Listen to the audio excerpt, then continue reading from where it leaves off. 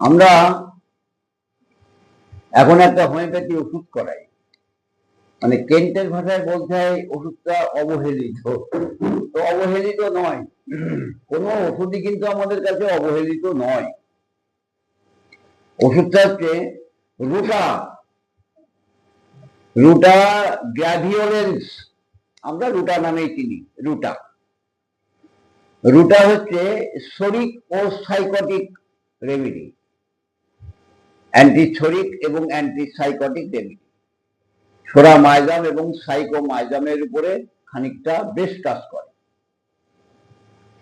রাস্টক সদৃশ্য medicine, রাস্টক সদৃশ্য medicine, কিন্তু রাস্টকের থেকেও কিন্তু বেশ গভীর কিন্তু বোঝা গেল। ওই যে রোগের গতি প্রকৃতি, রোগের গতি প্রকৃতি অনুসারে ঔষধের গতি প্রকৃতি।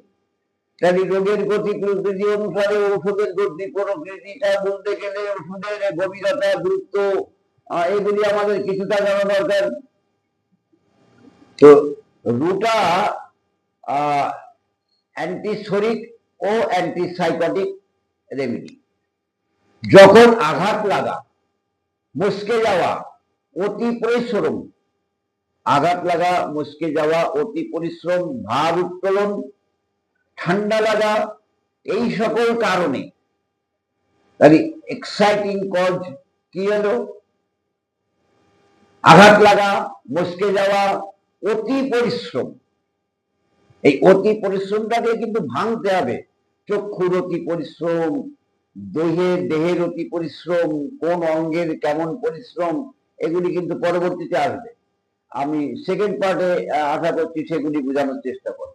ভার উত্তোলন, কোন জিনিস ভারী দ্রব্য টেনে তোলা, ঠান্ডা লাগা, এই সকল কারণে যখন অস্থি অর্থাৎ হাড়, অস্থি সন্ধি অর্থাৎ জয়েন্ট, অস্থি আবরণ মানে হাড়ের পরে যে পাতলা একটা আবরণ থাকে পেরিস্টোনিয়াম, বুঝলে, উপাস্থি অর্থাৎ কার্টিলেজ, মাংসপেশি, আচ্ছা, তা এগুলি টেন্ডন, মাসেলস, চক্ষু ইত্যাদি স্থানে ব্যথা যন্ত্রণা, এই কারণে এই অঙ্গে ব্যথা যন্ত্রণা। এছাড়া বাত, টিউমার করা, বাত জয়েন্টে ব্যথা, বাত, টিউমার, কোন গ্রোথ ফর্মেশন হওয়া, করা, ক্রন, মাথার যন্ত্রণা, হারিস নির্গমন অর্থাৎ প্রলাপস অ্যানাস, বুঝলে, কোমরের ব্যথা, সাইটিকা যন্ত্রণা শুরু হয়। এবং যখন রোগী কষ্ট যন্ত্রণা স্থির থাকলে, ঠান্ডা প্রয়োগে, স্থির থাকলে ঠান্ডা প্রয়োগে এবং রাত্রিবেলায়, স্থির থাকলে ঠান্ডা প্রয়োগে এবং রাত্রিবেলায় যন্ত্রণা কষ্ট বৃদ্ধি হয়। গরমে হালকা সঞ্চালনে উপশম হয়। তখন একবার এই রুটার কথা মনে করা উচিত। দেওয়ার কথা বলা হয়, মনে করা কথা বলা হয়। তাই মডালিটিসটার কথা শুনে, আক্রান্ত স্থানের কথা শুনে আমাদের রাষ্ট্রের কথা মনে হলো না? তাই ভারী দ্রব্য উত্তোলন করা, আঘাত লাগা, মুচকে যাওয়া, আর্নিকার কথাও মনে হলো, আমাদের হাইপেরিকামের কথা মনে হলো, আমাদের লিডাম্পারের কথা অনেক সময় কিছু কিছু মনে আসে গেল। এই ওষুধগুলি কিন্তু আমাদের মনে এসে যায়। আচ্ছা, এই নিয়ে আমি পরবর্তীতে তোমাদের কম্পারিটিভ করব এই ওষুধগুলি নিয়ে। তাহলে কি মডালিটিসটা কি? উত্তেজক কারণটা কি, এক্সাইটিং কজটা, অতি পরিশ্রম, ঠান্ডা লাগা, মুচকে যাওয়া, আঘাত লাগা, ভারী দ্রব্য উত্তোলন করা, অতি পরিশ্রম জনিত। কোথায়? অস্থি সন্ধি, হাড়ের উপরে পেরিস্টোনিয়াম, জয়েন্ট, মাসেলস বা অন্যান্য কোনো অর্গান যেখানে আমাদের রোগ লক্ষণ প্রকাশ পায়। আর রোগ লক্ষণ প্রকাশ পেলে মডালিটিসটা খেয়াল করতে হবে।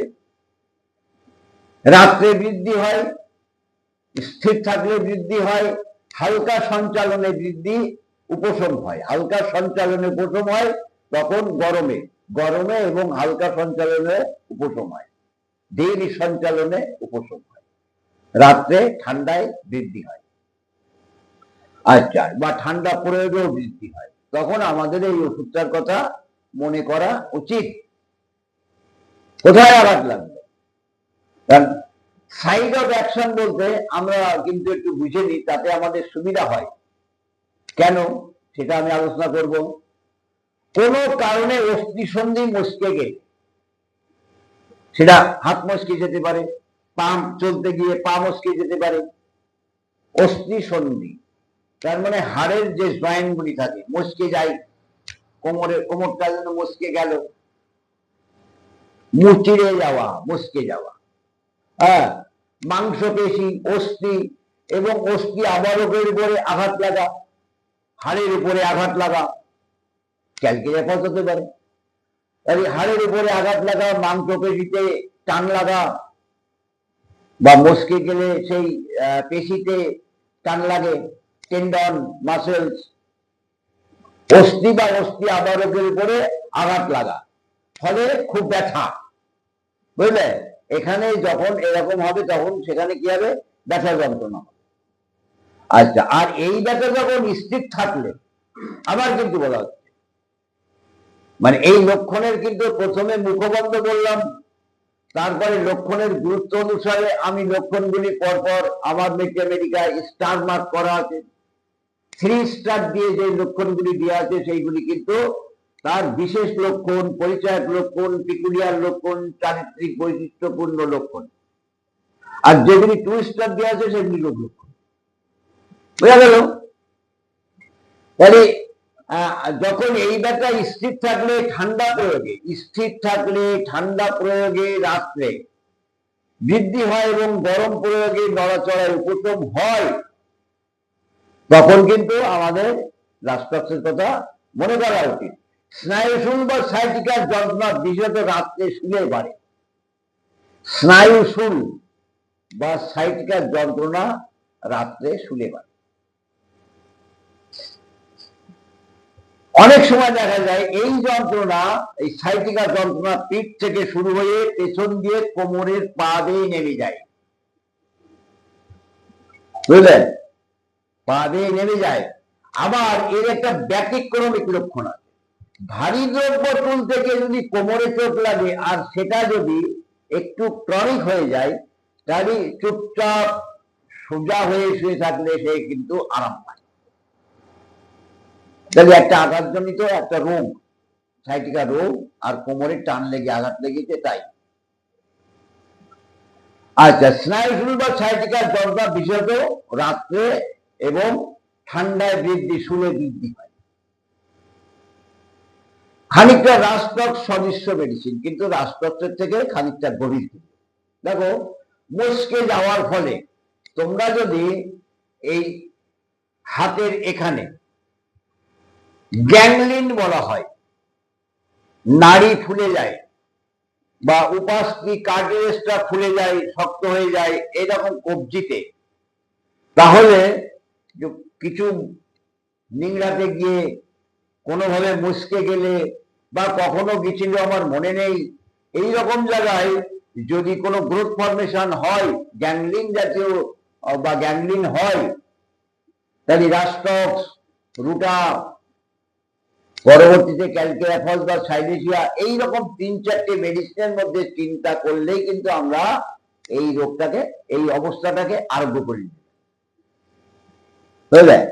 কোথাও সাইলেশিয়া, কোথাও রাস্টক্স, কোথাও রুটা, কোথাও ক্যালকেরিয়া ফস, বা কোথাও থুজাও হতে পারে।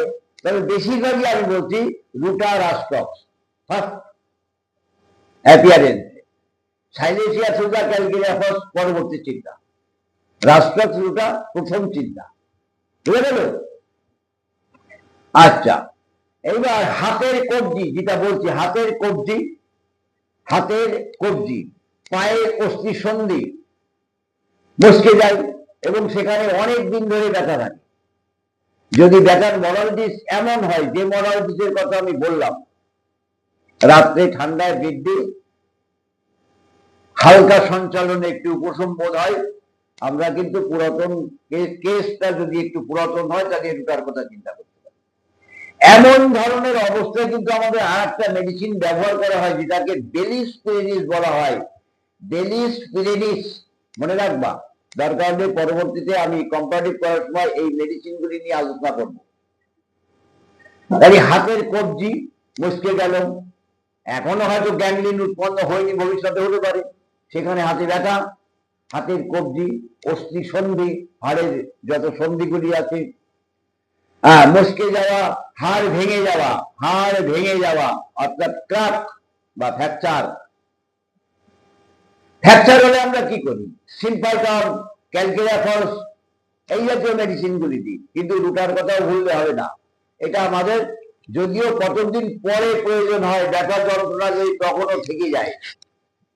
আমাদের এই ধরনের ফ্র্যাকচার কেসগুলি ফার্স্ট টাইমে যদি আমরা সুষ্ঠুভাবে এগুলিকে সংস্থাপন করতে পারি, অর্থাৎ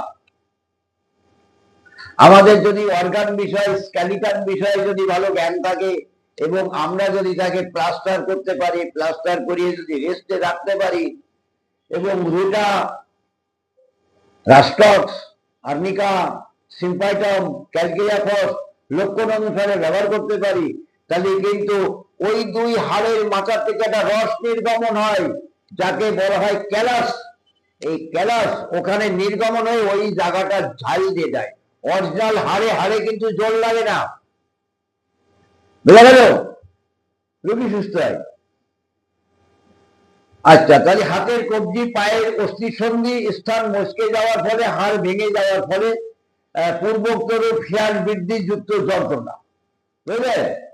স্ত্রী জননেন্দ্রিয়ে একটা অদ্ভুত লক্ষণ আছে, স্ত্রী জননেন্দ্রিয়ে চুলকানোর সাথে বাম স্তনে ব্যথা।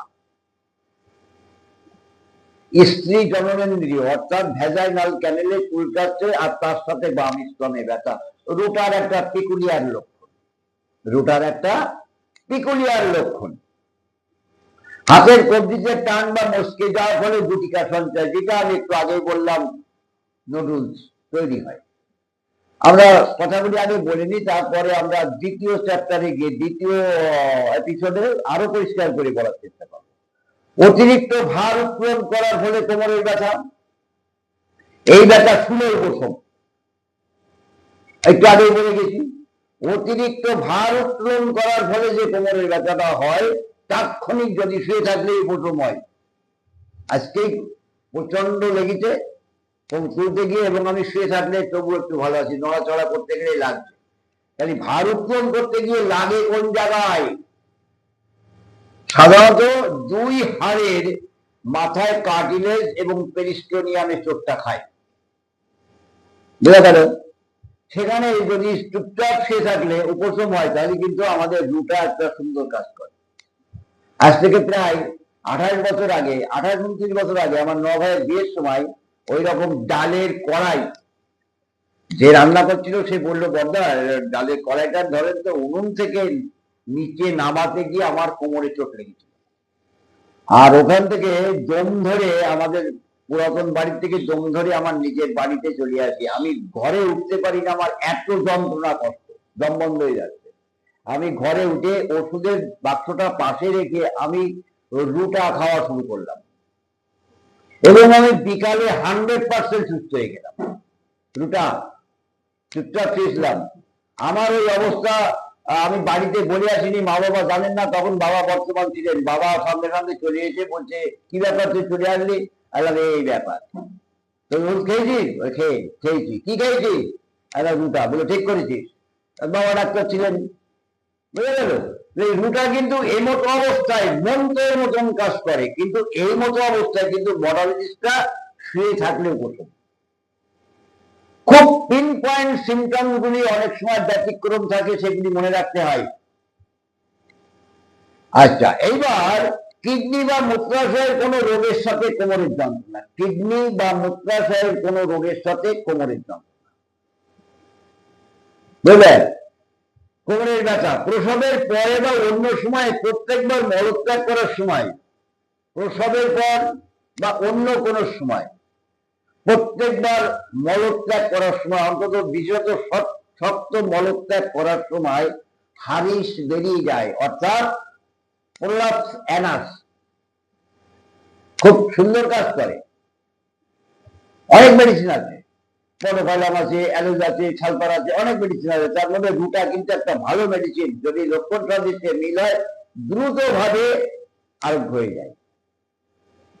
আচ্ছা, প্রসবের পরে বা অন্য সময় প্রত্যেকবার মলত্যাগ করার সময় হারিস বেরিয়ে পড়ে। চক্ষুর অতি ব্যবহার,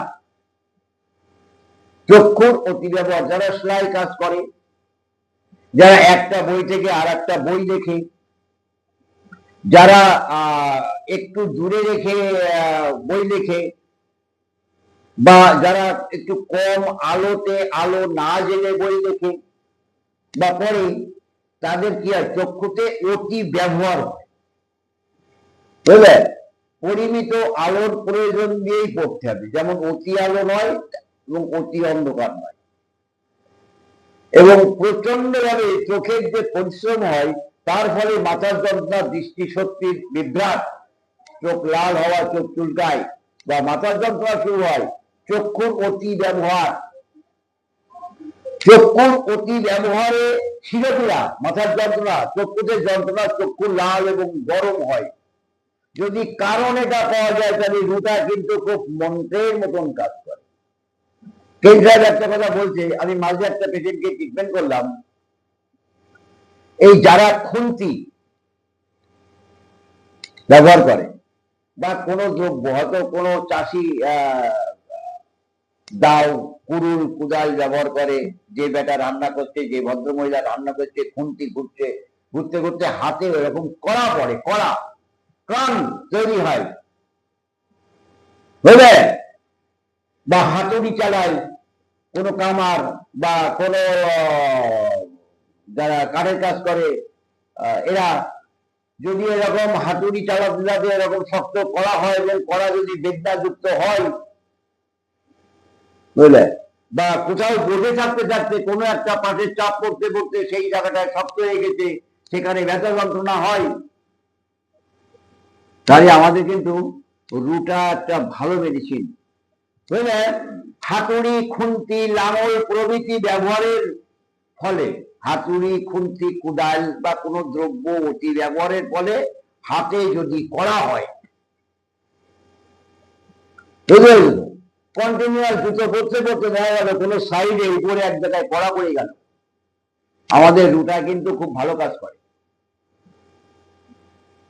এই সমস্ত পিন পয়েন্ট ব্যাপারগুলি যদি আমরা মেটিয়ামেটিকা থেকে খেয়াল না করি তাহলে আমরা ট্রিটমেন্ট করবো কি করে? রুটা সাধারণত বেশি ব্যবহার হয় 630-200 এবং পুরাতন ক্ষেত্রে 1M 10M, ব্যাস এইরকম শক্তিগুলি আমাদের কাছে যথেষ্ট শক্তি। তাহলে এই পর্যন্ত প্রথম চ্যাপ্টার থাক, দ্বিতীয় চ্যাপ্টার আবার পরে শুরু করছি।